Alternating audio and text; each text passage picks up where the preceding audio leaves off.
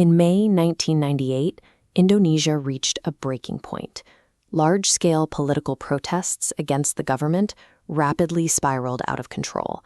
Citizens filled the streets, but their initial demands for reform soon dissolved into a wave of unpredictable, widespread violence. Major cities became zones of absolute chaos. Massive property destruction, lootings, and structural fires left the skyline choked with heavy plumes of black smoke. Within this breakdown, a darker pattern emerged. Targeted assassinations against religious clerics and suspected black magic sorcerers, or dukun santek, became common, leaving a trail of cold cases that remain unsolved to this day.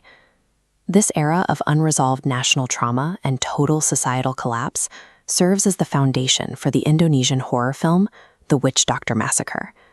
The film takes place inside an isolated Islamic boarding school.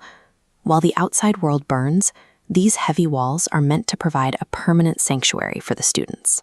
A young student named Anissa looks to the school's leader, Ustaz Ridwan, for safety.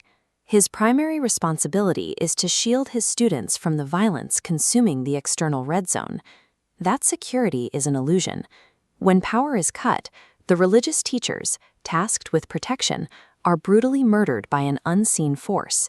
Anissa soon encounters a headless female spirit stalking the halls, confirming that the violence inside the school has taken a supernatural form. The film highlights the total violation of this supposed sanctuary. Once the walls are breached, the students realize that the external chaos has found a way to manifest within their last place of safety. The horror escalates through the mechanics of santet, or black magic. Hidden cursed objects placed around the school trigger violent, bloody possessions among the students. These rituals take a physical form as pocong, shrouded, zombie-like entities bound in burial cloths. Controlled by a hidden master, these resurrected clerics hunt down the survivors. At the same time, Anissa's classmate, Satrio, escapes to his family home. He arrives only to find that his father, a benevolent healer, has been murdered by the mobs outside. These two tragedies are linked. Someone systematically uses the rioting mobs to eliminate healers in the city, while terrorizing trapped students inside. Guided by the headless spirit, Anissa makes her way to a forbidden, locked cottage hidden on the school grounds. When the students break in, they discover an altar of black magic belonging to their own protector, Ustaz Ridwan. This map illustrates Ridwan's reach.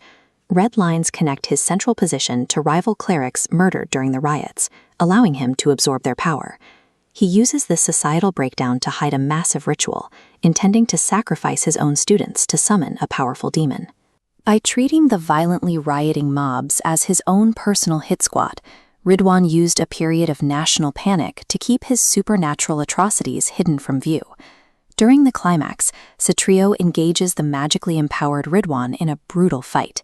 He risks his life to buy Anissa the precarious minutes she needs to find the source of the curse. Anissa shatters the cursed clay pot, instantly severing Ridwan's connection to the dark spirits and neutralizing his entire army of pocong. Ridwan meets a karmic end, burning to death inside his cottage as the failed demonic pact consumes everything he built.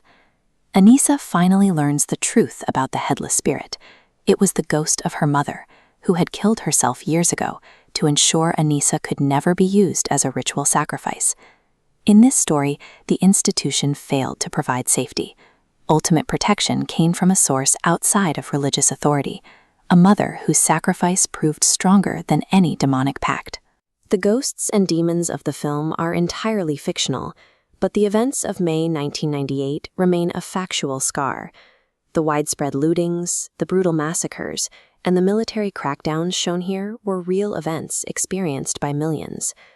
By weaving these supernatural horrors into the actual timeline of the riots, the film forces us to look at the 1998 crisis through a more sinister lens, one where the chaos of the streets serves as a smokescreen for personal gain.